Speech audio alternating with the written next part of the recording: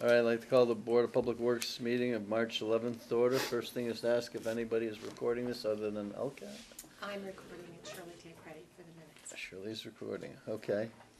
First thing on the agenda is to review the minutes of the February 25th meeting. I'll make a motion to approve the minutes of the February 25th of 2014 meeting. Second the motion. All right, any discussion? All those in favor? Aye. Aye. Any opposed? Okay. We also need a set of minutes for that meeting we had the other day. Correct. Okay.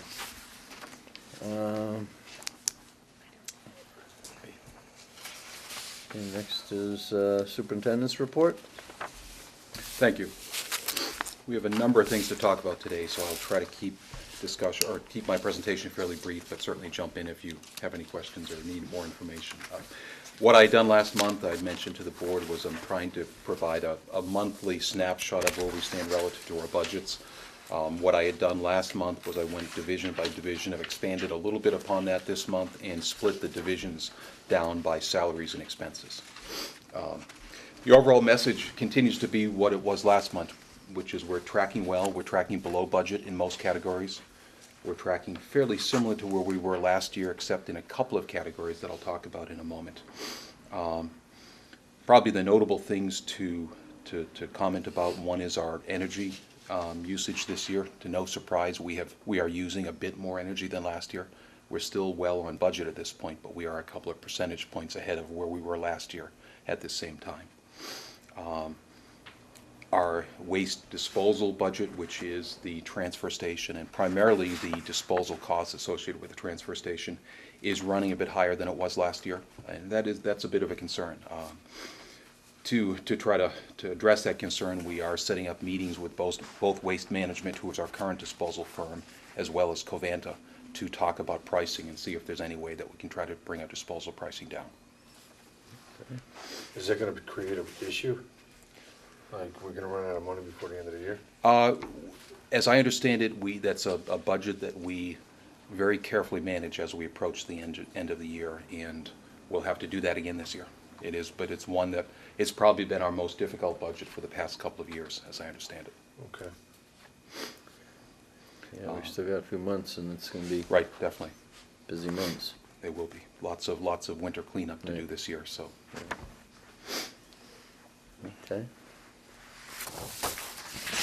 So moving on, if there's no questions on, No, this is real good to have, though. I think it's a good snapshot, and it It helped does. me, since I don't have the historical background, to really understand how are we doing this year versus past years, and if we were trending dramatically different than either one way or the other, that might be a concern. As I had mentioned to the board the last time we got together with the Appropriations Committee, myself and Mr. Kelly had met with Springfield Water and Sewer Commission on the 5th of March, last Wednesday. The primary purpose for the meeting was to talk about the contract renewal for purchase of water from the Springfield Water and Sewer Commission. They invited all the communities that are served by Springfield Water and Sewer Commission into a single meeting to talk about the contracting process and present information regarding some of their budgets or budget forecasts going forward. The first item I provided in the handouts is a draft of the amendment to our existing agreement. We have provided that to Mr. Donahue to look at. He's responded back to me, indicated that it's a very simple agreement, basically an extension of what we currently have, nothing more, nothing less, and he's very comfortable with the document itself. The only item he did call attention to is just wanting to make certain that we are comfortable with our allocated capacity that we have committed to in the past and we're committing to as part of this contract. At the moment, we're very comfortable. If we were to have a major water user come into town, and that's the good thing is that that's a possibility. There are some very preliminary discussions with one potential customer coming into town. We might have to go back to Springfield Water and Sewer and to look for that allocation to be increased. They are well below their threshold right now, and when Sean and I met with them last week, we mentioned, if we needed to increase that allocation in the future, how feasible would that be? And they were very happy to entertain that thought, essentially just extending that number, because the more water we buy, the more water they sell, the more profitable it is for them. So they didn't foresee any capacity limitations if there was a need for it in the future. Moving on to some of the sort of the more difficult discussions is relative to cost issues. And Springfield Water and Sewer Commission, they handed out a number of different pieces of paper. I provided 3 of those that I thought that were most relevant. The first one that you see is a breakdown of water consumption and water costs going back from fiscal '09 to the present day, and gives you a general idea of who within the Springfield Water and Sewer Commission service area is using water and who is using roughly how much. Historically, the town of East Longmeadow, we've been in the range of 5.5% to 6% and trended fairly consistently with that over the past 5 years. The way that your contract with Springfield works is that you pay a percentage of their operating cost and their capital costs, the eligible capital costs, directly related to the percentage of water that you use. So you pay the same amount per gallon essentially as any of the other communities that are served by Springfield, as well as the city of Springfield themselves. It's a straight proportion, nothing more, nothing less. You're still saying you and it's not we. We, thank you. We are paying. And we are paying the same rate per gallon as all the other customers of the city are paying. And again, it's a straight computation of our percentage weighed against the total operating cost and capital cost of the city of Springfield. One thing that they did call attention to, and you may pick up, is if you look at the fiscal 13 number and then look at the 5-year average, you'll notice that the town of Southwick is going to 0. And that is because the town of Southwick has decided to opt completely out of relying on the city of Springfield other than emergency supply only. They have historically been a very small customer, as you can see, well less than 1%, but they've upgraded some of their supply capacities and provided redundancy so that they feel they no longer need to rely on the city of Springfield for anything other than emergency backup purposes. So you're such a small user that even them getting out of the system's not gonna change them. There's a slight cost shift, but it's a Yeah, but- fraction of a percent shift Yeah. of cost. And again, impacts the biggest users more than anyone else. So it impacts the city of Springfield more than it does the town of East Longmeadow. But going forward, when you see any sort of cost apportionment numbers, the town of Southwick will not be included in those cost numbers.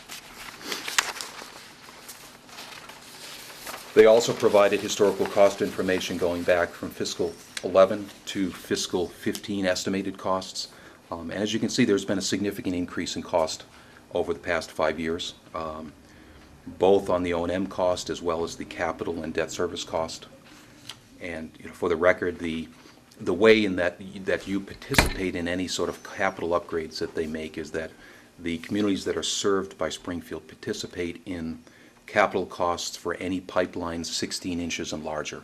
So the ordinary distribution pipe in the city of Springfield, you don't contribute to the cost of operating or maintaining that distribution pipe, but the larger pipes in the system that are used to convey the water to Longmeadow, to East Longmeadow, to Agawam, to all the communities share in the same manner based on a percentage of the cost, based on the gallons that the communities use. And as I said, you can see that both capital as well as O&M costs have increased significantly over the years. Just from fiscal 14 to estimated fiscal 15, we're looking at almost a 17% increase in the cost to be apportioned. Much of that allocated or resulting from capital cost increases, primarily capital cost increases. So we can expect a 17% increase in 15? That's correct. And my understanding is that Mr. Gramaski had factored in our current budget. The way it works is we pay on a monthly basis, I believe. We're estimated on a monthly Right. basis. And then there's a true-up at the end of the year, and that estimate was built into the budget going forward. But certainly, what I'm going to show you in a moment is there are some much bigger increases that are not built into any budgets or any rates at this point. Looking into the crystal ball, and this is their best estimate at this point.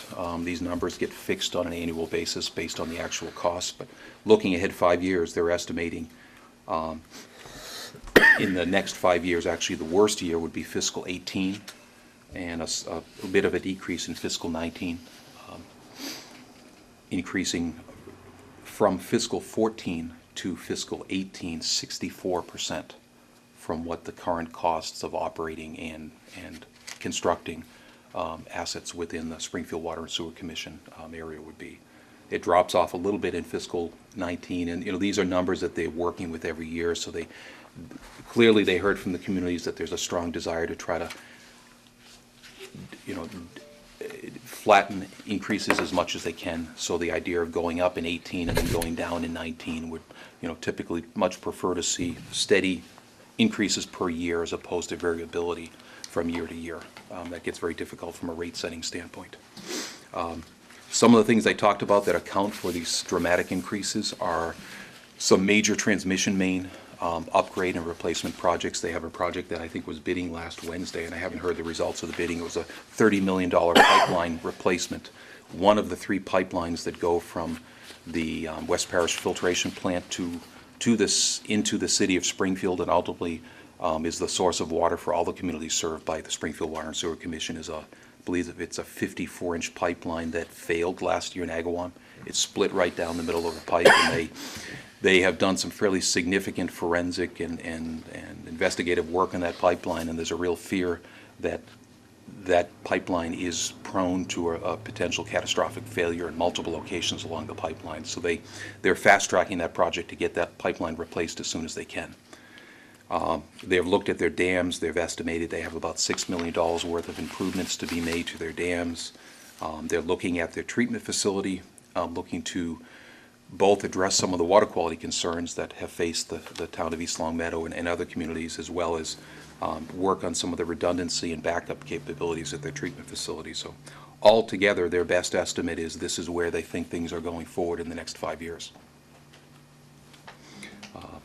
The impact to our customers will be that if nothing else changed, if our costs stayed the same and only Springfield costs went up, it would be a 25% to 30% increase in operating costs per year.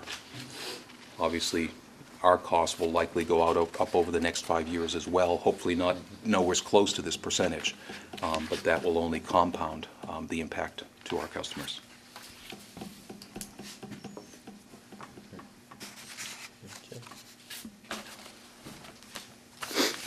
Okay. So a lot to absorb there. Yeah. Figured it was good to get the information out early. So when we set rates in April, we'll have to revisit this and get that compounded into, the forecast. Right. So we know where we're gonna be as far as a deficit in water and sewer. Right. We have not received any information, any hard information relative to what the anticipated sewer costs might be going forward. I'm not certain, Sean, or Shirley, I don't recall our contract renewal date on the wastewater side. It's next year. Next year. So they are focusing primarily on the 5-year contract cycle in water right now, but they did indicate that to expect significant increases on the sewer side as well. They just hadn't advanced the numbers as far as along because they were focusing on water first. But they did hear from all communities that would like to see both of those numbers because they really go hand in hand from a planning standpoint. Right.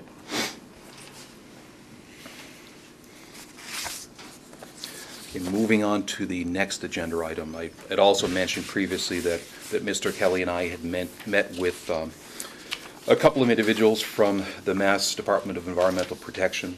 We were talking primarily about the Summers Road facility, both the transfer station and the composting operation, and then the historical landfilling activities as well. As we've talked about previously, the composting facility at that location is in the process of being permitted right now. And because it's an activity that is located upon an existing closed landfill, it requires something known as a post-closure permit, basically approval to do something on top of a closed landfill. In conjunction with that, what Mass DEP is looking for the town to do, and I will say the town because I believe it impacts both DPW as well as Board of Health, is to address the historical landfilling issues at the site. And I'll talk for a moment or two about those if you want to refer to the ortho photograph that I handed out in the package. What that photograph, just to get you oriented, if you turn the photograph about 45 degrees, you'll see the fire station is in the bottom left-hand corner of that photograph. So Summers Road is off this photograph. The fire station is at the very bottom left-hand corner. And the historical landfill is immediately behind the fire station. the areas that you see in the, I guess it's a magenta color, are the areas that were the historical landfilling areas at the site, where the bulky waste that was landfill at that site. The areas that are in shaded magenta based on test pits, DEP is indicating that they believe that the town made the case and they agree that that area was closed in accordance with the requirements at that time, which essentially means very little, if any, activity would have to happen with that area, which is a good news, because that's the primary, that's the largest piece of the site. That's where your transfer station is, for instance. That's where the composting operations are primarily right now. The areas that are the areas in question are the ones that you see in the green towards the rear of the site, and the inert bulky waste you see in yellow off to the side of the site. The history, as I understand it, on the wood waste facilities, that was continued to be operated by the Board of Health for a number of years after the landfill itself was closed, and was never closed in accordance with the requirements at that time. So that is an area that DEP will be looking for some activity.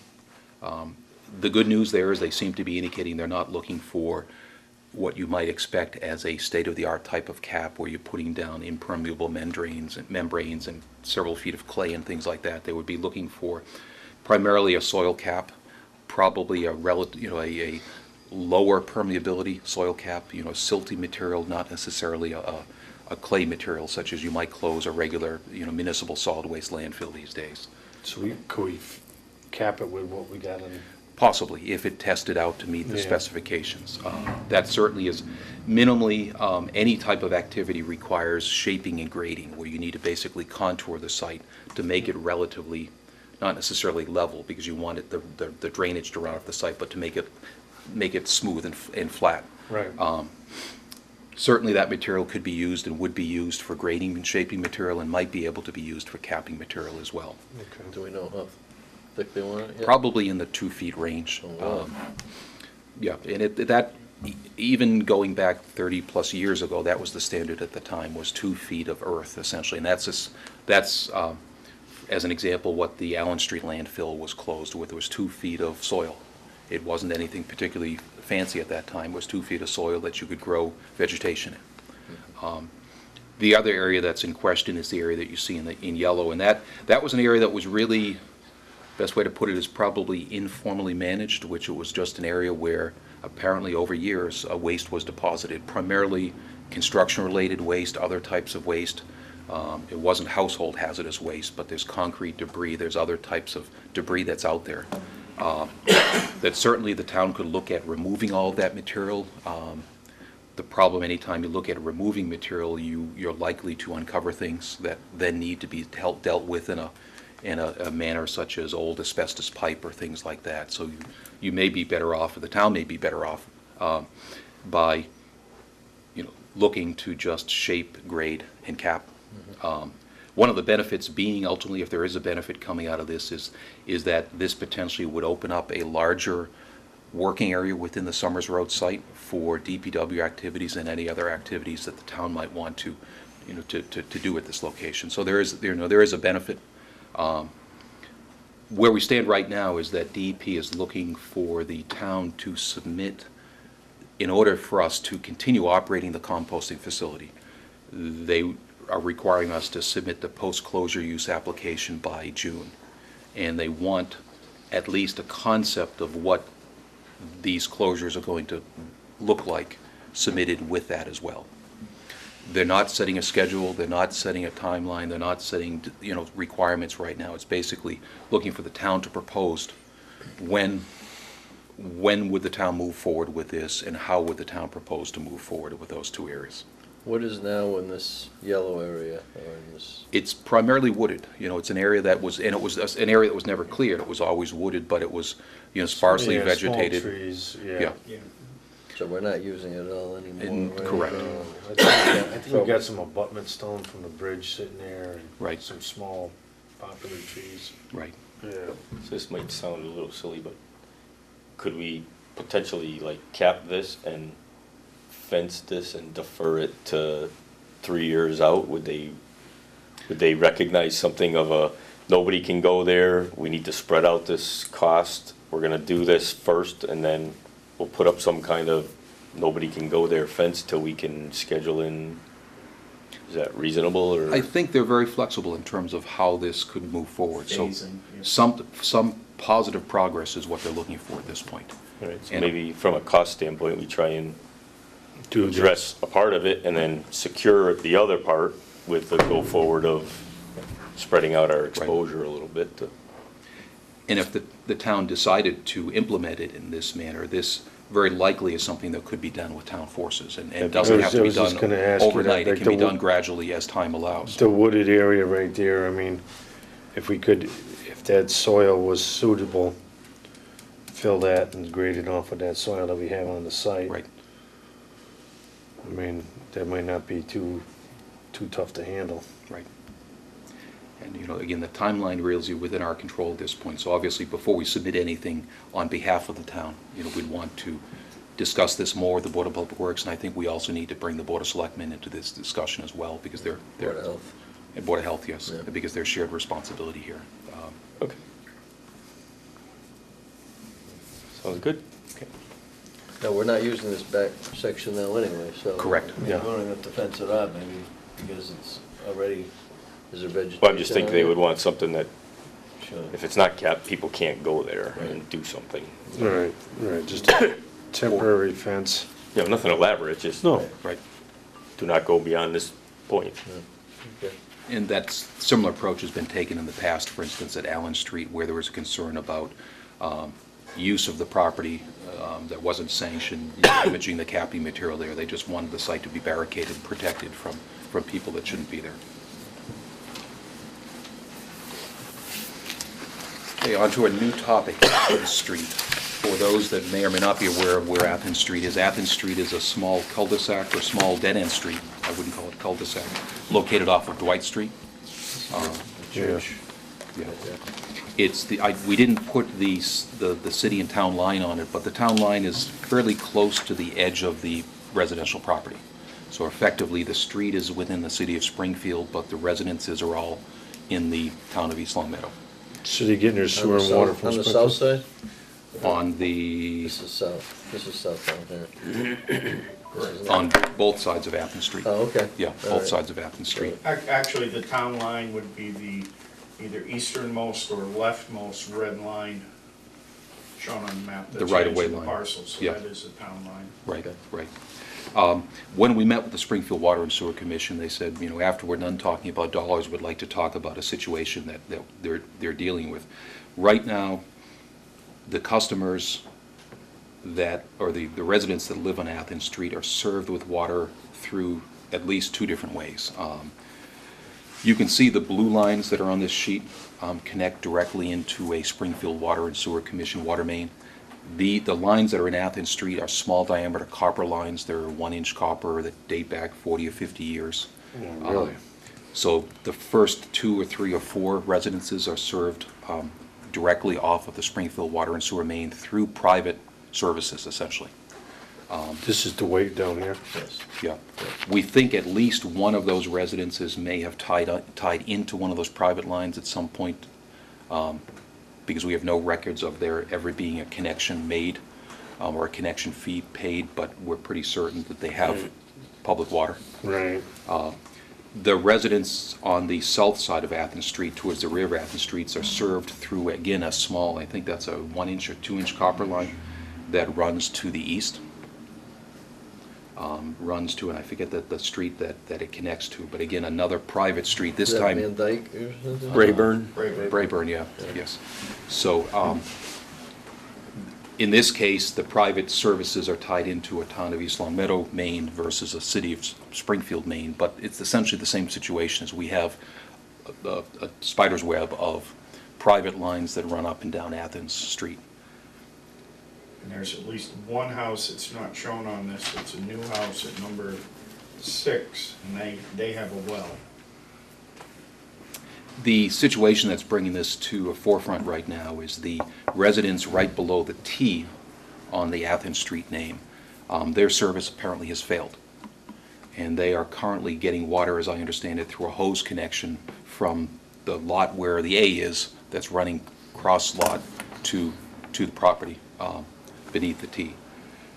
Springfield, at this point, it's not their problem because they don't own those private mains, but they're aware of the problem, and, you know, they and probably us would like to see problems resolved at some point because they are residents of the town of East Long Meadow. Dear residents of East Long Meadow, but the street belongs to Springfield? No, the street belongs to us past the right-of-way line. Okay, We plow it, we maintain it. Okay. We put the sewer line in several years ago. Okay. We paved it after we put the sewer line in. What, the way the discussion went is, you know, is there something, what's the right solution here? You know, the right solution ultimately likely is putting a water main down Athens Street. sounds like it to me. Putting a water main in the Where? street that, probably coming off the Springfield Water and Sewer Commission line. Probably Dwight, right? Right. Probably off of Dwight. We talked about, you know, maybe that's something that the town could do, that we could do. We said, you know, is it in Springfield's best interest enough that you'd be willing to work with us and provide materials and do other things to support the project? And they said, you know, subject to clearing things with the powers that be in Springfield, that's a concept that they thought they could get behind. They, for instance, would come in and make the interconnection on Dwight Street. They'd put the tapping sleeve and valve. They would run the line likely to the city line. We could pick it up at the city line using materials that they provide to us and extend the water main down to the end of Athens Street And and you put a see- height. Are they paying, do they pay us for the water and sewer, or are they paying Springfield for the water and sewer? That's a mixed bag. Yeah, right now, it's a mixed bag, but what we talked about would be that these would, if we did that, they would all be it would be our pipe, it would be our meters, and we would bill all those customers directly, and then we would provide that information to Springfield, so they then would know to bill us. Since we wouldn't put a master meter in at that location, it wouldn't be cost effective to put a master meter in, so they would use our meter data to assess us, we would bill our customers directly. What is this thing, like 600 feet maybe? Yeah, it's about 600 feet. So that's sort of where we stand. It's you know, we told Springfield, you know, we wouldn't be in a position to do anything for a couple of months. You know, this can't be a extremely high priority of the town. because So we have- they'll give us the tapping sleeve here, the valve, Like, They would and run give it it to us into and here? install it, yeah. install it up to the city line, and then they would give us the rest of the ductile iron Right. hydrants, or no? We didn't get that far, but, you know, perhaps we can have that discussion. The only issue is that Springfield hydrants are, Yeah, their valves turn different, the hydrants are different, Right. so we might want to We control might just that. go with our hydrants, but I mean, a 600-foot run, I mean, what are you gonna put, 2 hydrants in there maybe? One hydrant, probably, Yeah. yeah. Yeah, right, yeah, So one. is 2, 6, and 26 served off Brayburn? 2 and 26 are served off Brayburn. 6 has a well. I don't know why they didn't tie in. They had paid an entrance fee that got refunded to them, but they put a well in on their property. And that's okay, we can have wells? Why not? I don't know, I'm just asking. Yeah, customers or residents are not required to tie into. We can't do septics, right? Correct, Just asking. yeah. Nobody can just build a house with a septic Why, anymore. why not? Unless Not it's of a sewer is available. available. Okay. Yeah. We would want to obviously have a discussion with the residents here because some of these residents have paid connection fees as far as we can track down. Some of them never have. So certainly the residents that have never paid a connection fee, if we are providing a town pipeline to them, they should be paying the cost of that connection fee. Folks that have paid a connection fee historically, a smaller fee than today, you know, the board would have to make the decision whether or not they bought entry into the system already. I think they W- did. Wouldn't would it, say wouldn't they that be, did. wouldn't that be a betterment?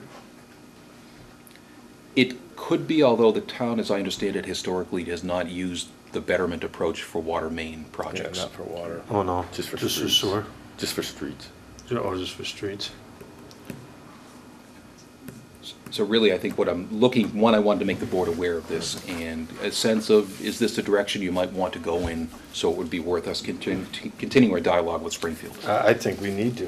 I mean, especially if this guy's already failed, the rest of that stuff is 40, 50, 60 years old. There's nothing there. Probably, yeah. There's some So you're at copper the end of the life expectancy of that copper. Right. So if you got one failure, it's reasonable to think that the rest of them are gonna follow. Right.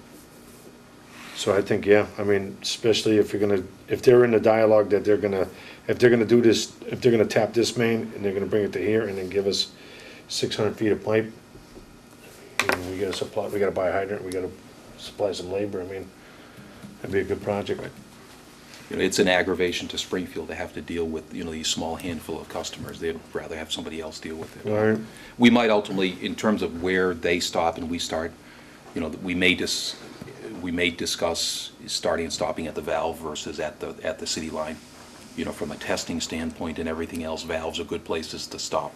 You know, have No, Springfield no. install the valve and we Yeah. pick it up from the valve. if they start the valve, I mean, they're just gonna run a couple lengths of pipe. Right. Stop them, so I mean, the chances of having a leak, if you're going right into a valve, is gonna be pretty slim. Right.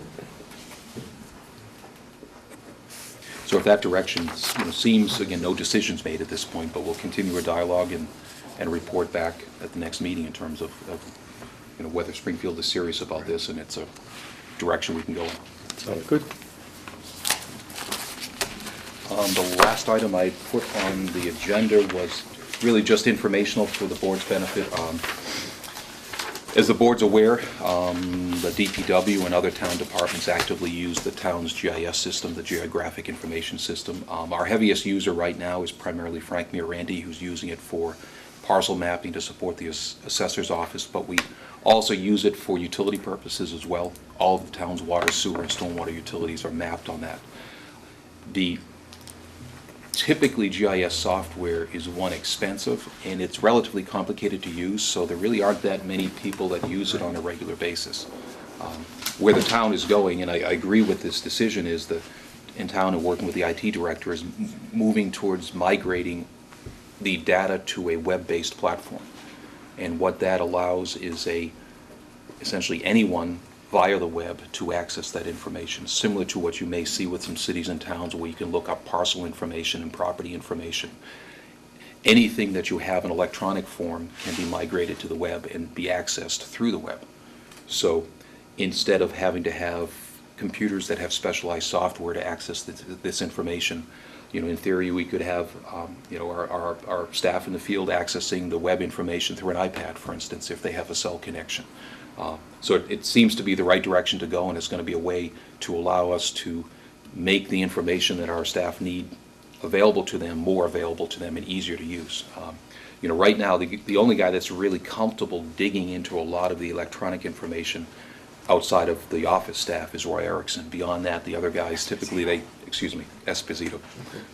The other guys will typically call Roy and say, Roy, you know, can you look this up? Can you look that up? So this will give them a tool that will be, you know, much more available and much more user-friendly. It's not happening immediately. It will probably happen over the next So if they year. get a water break, they'll be able to find the 3 closest gates or something Right. off of an iPad or something that's. Correct. And, you know, for instance, you'll be able to see the pipe and then click on the pipe and up will come a record drawing if there's a record drawing for the pipe. You could click on a house and up will come the tie cards for the house. Right. That capability is currently there, but it's available only to sort of the hardcore GIS users I right think now that Long have the Meadow software. Water Department's using that. I think so, yeah. And it works pretty well, Right. yeah. Sounds good. Sounds good, yeah. I like it. And then lastly, not in the agenda, but for the board's benefit, I was going to mention that Mr. Wilson and I are meeting tomorrow to talk about Elm Street. You know, we completed the pavement cores last week. There's a gentleman that I used to work with that I consider to be the best pavement guy that I've seen that I'm going to bring in and talk about where we might want to go on Elm Street. A bit of a deviation from just milling 3 inches and putting back 3 inches, really focusing at doing more in some areas and doing less in some other areas. Right. Makes most amount of sense. I think so. You know, it'll be short of a complete reconstruction, but it'll still fall within, we believe, the budget that was allocated for the project. That'd be good. Last item, not mine at this point, but I did want to note that Mr. Collins is ill tonight, so he wasn't able to come here tonight. Generally, I'm speaking on John's behalf, is that we're in a little bit of a lull, which is good. We're catching our breath at the moment. Even if we get a little bit of snow later this week, it's not going to be much. So we're transitioning really now from winter to spring. We're spending a lot of time focusing on potholes, obviously, as we have to at this point, but getting ready, getting all the mowers serviced, getting all the vehicles clean, getting all the vehicles maintained so that, you know, things that we're going to park for the season because we don't need the sanders anymore, they're clean, they're ready to put away. provided we don't need to use them again. So we're taking advantage of this lull to do some of the maintenance activities that we need to do. Good. Yeah, it looks like we got a pretty good chunk of the potholes filled in. Right. The streets are holding up well. You know, January was tough. January, we had some tough roads, and it took a while, but the melting events we've had since then don't seem to be hitting us as badly. The patches are holding up pretty well. Yeah. Anything from building facilities? Yeah, I got a couple items for you. Okay. Our Pine Oak Pool demolition project up there, the first phase of the project is complete. They're currently bringing in gravel, forming up the new walls and getting everything ready for that next step. We did run into a little snag with the pump house building, doing some minor renovations up there just to obviously house the new equipment. So we moved the floor today and found that most of the joists over the old sump pit are rotted out and everything Of else. course they are with the moisture. So we're currently, it's probably gonna be $1,500, $2,000 to re-shore up that building, but we're currently working on that. Also, last week on March 4th, we met with Gale Associates for the tennis courts. They presented us with 5 different options for the tennis courts. A couple of those, we're moving the tennis courts out to the stadium field, near the stadium field, but based on their construction estimates, it didn't look like that was going to be feasible. But the committee decided to, at the end of that meeting, after all the presentations, to go with the courts where they are in place and start that preliminary schematic designs for the new courts. So that project's moving forward, and I'll keep you guys up to date. Adding to the tennis court projects, my understanding was that one of our committee members, as a school committee member, is going to take this back to the school committee to make certain that they are bought in with the concept. So we're making certain that everybody's on board. Good. Sounds good. Do you have anything? Yeah, as the weather is changing, we are also moving into full swing with our I&I program. Remember 2 years ago, we had rehabilitated through lining and sealing quite a bit of pipe in town, almost 5,000 feet. Last spring, we videotaped about 4,800 lineal feet.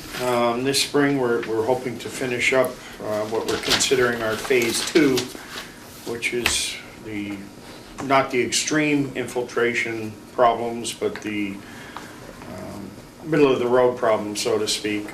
We'll get about another 4,700 feet that we've narrowed down that we are going to be cleaning over the next couple of weeks.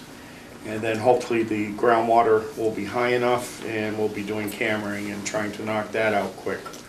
Once that's all completed and reviewed, then we should be in a good position to put out a bid to have further pipelining and sealing done on those pipes. We're not doing any extremely long sections of pipe. The majority of the areas we're looking at are manhole to manhole, or perhaps 2 or 3 sections together. And the roads vary depending on where in town, but we're looking at doing some work on Porter Road, Maple Shade, Pleasant, North Main, Hanward Hill, Rankin, a little bit on Elm Street, Westwood, Maplehurst, Rogers, Cedar Hill, and a little bit on Bain. The only potential issues we see is if we run into a pipe that's jammed full of material that we have to get out of there, not only to clean it, but to allow the camera to pass through properly. We may have to use increased pressure on the jet machine. So hopefully everyone in those areas will keep their toilet seats down just in case. Because there is a very slight chance that the water and air could be pushed through the system and cause the toilet to bubble, and we don't like when that happens, so.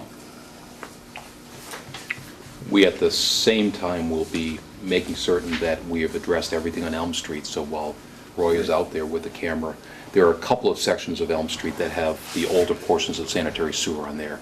we want to make certain that we look at it one more time to make certain there aren't any problems that need to be fixed before we pave the street. Yeah, we're gonna be paving it after we do it. Yeah, the majority of it is new, or relatively new, but there are some old sections. Okay. I would say before we crank up the pressure, we should at least do some public service, some things to the reminder or, Right. The Even- hard part even about some- that is where they are such small sections. Sounds like they're pretty isolated. It's isolated, number one, and number two, it's really trying to come up with a time or even a day that we're gonna be there, because they're gonna be hopping around. If we can't get police, we'll be off the major roads and we'll go to a small road, depending on what their schedules are. So it's gonna be very hard to pin down specific Well, areas. maybe if we encounter that particular situation, we just knock on the door of the couple, 3 houses that it's gonna affect. Or possibly. You know, that's that's all I probably, was saying, or even before we start, just a general thing to list the streets. If you see our trucks, remember what we're talking about. We've got some cleaning that might be occurring, because people look outside, they go to yellow truck, they do what they gotta do. I think that's all we have. I think we're good. I got, I've scheduled a tentative meeting with the chairman of the Board of Selectmen to meet with him next week to go over the proposed enterprise fund agreement. And I've asked the staff here to come up with a list of the equipment that we're going to put in there, showing what the equipment is can be allocated to water and which can be allocated to sewer. So, On that note, real quickly, the transfer station, I saw a couple emails about costs and, the enterprise fund for that. Potentially, it could cost us, but we could also incorporate, like right now, we just set fees, for transfer station permits and just kind of do things to generate money, but it might also allow us to tie those two directly together. Like, maybe the transfer station fees have to go up this year because we're gonna see a higher cost. And maybe we can do some composting or some wood chipping or something that would drive $10,000 into the budget, which would offset needing to go up on transfer fees. So I think we wanna keep that conversation going about the potential for the enterprise fund, because right now, we're gonna sit and set fees. The fees don't go into our budget, they're going into general fund. In the meantime, we're gonna be crying for, can we get some more money? Or we're gonna have to shut down the transfer station 4 weeks before the end of our fiscal year. They're just not connected. So to me, it just makes a ton of sense Okay. to keep pursuing that. And then at least if they're connected, we can see, fees for transfer station removal are going up. We're gonna have to get a little more for the transfer station stickers, or get creative and chip some tree branches or turn some mulch or do something. And yeah, this budget that's running high, is that the transfer station or the town as a total? The transfer The station. The transfer station. So, which is just an expense line item on our budget, we see no revenue. right, but if we were tracking it more closely, right, we could go up on the fees and get that to balance out. We have done that analysis in past years grossly, taking a look at what the labor and disposal Right. costs are versus the revenue, and they're pretty close. Right. We've been doing it, but they're disjointed.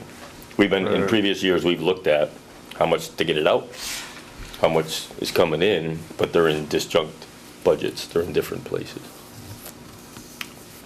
I was gonna go back to just what was Sean talking about, the pipes. Aye, What's the last thing we were just talking about? Jet in the sewers? Pipes, jets, I&I. If it doesn't come to me, it doesn't come to me. aye. Next meeting, March 25th, does that work?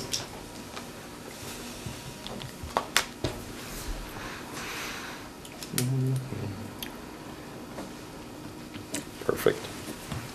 Okay, next meeting is March 25th, 2014, 5 o'clock at the service building. Motion to adjourn, So move. Second motion. all in favor? Aye. Aye. Aye.